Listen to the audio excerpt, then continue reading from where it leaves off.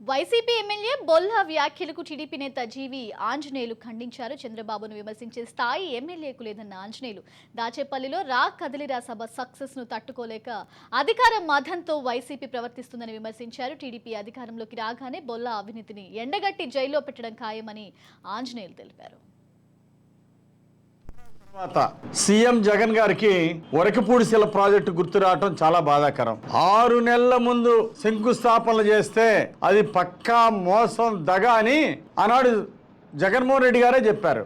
జగన్మోహన్ రెడ్డి గారు ఇచ్చిన స్టేట్మెంట్ ఏంటి? గతంలో 6 నెలల ముందు చేసే శంకుస్థాపనలు ఎవరిని నమ్మద్దు, నమ్మాల్సిన పని లేదు, ఇది మోసం దగ తప్ప ఇంకోటి కాదు అని జగన్మోహన్ రెడ్డి ఇచ్చినటువంటి స్టేట్మెంట్ ఏమైందని అడుగుతున్నా నేను. ఈ రోజు ఒక జీవో లేకుండా వరకశిలపూడి ప్రాజెక్టుకి నిధులు కేటాయించకుండా ₹1 కేబినెట్ ఆమోదం పొందకుండా ఈ రోజు వచ్చి జగన్మోహన్ రెడ్డి ఇంకోసారి మళ్ళీ శంకుస్థాపన చేయటం, ఇది ఏమంటారు జగన్మోహన్ రెడ్డి గారిని అడుగుతున్నా.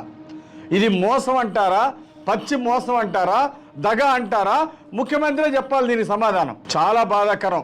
2019 ఎన్నికలకు ముందు జగన్మోహన్ రెడ్డి గారు వినుకొండ వచ్చినప్పుడు, మాచర్లు వచ్చినప్పుడు చెప్పారు, మా ప్రభుత్వం రాగానే సంవత్సరంలో వరకపూడిశిల ప్రాజెక్టు పూర్తి చేస్తామని చెప్పే మాటలు ఏమైపోయినాయని అడుగుతున్నా ఈ ముఖ్యమంత్రిని. ఎన్నికలకు ముందు సంవత్సరంలో మీరు పూర్తి చేస్తామన్న ప్రాజెక్ట్ ఏమైంది? 4.5 సంవత్సరాలుగా గాలికి వదిలేశారు. 4 నెలల్లో ఎన్నికల కోడ్ రాబోతుంది. మీకు చిత్తశుద్ధి ఉంటే మరి కేబినెట్ ఆమోదం ఎందుకు పెట్టలేదు? నిధులు ఎందుకు విడుదల చేయలేదు?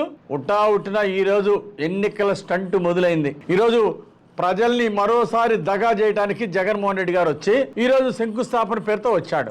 మీ నాన్న వైఎస్ రాజశేఖర రెడ్డి గారు 2008లో శంకుస్థాపన చేశారు. ₹1 నిధులు ఖర్చు పెట్టలేదు. ఈరోజు నువ్వు అదే పని చేస్తున్నావు.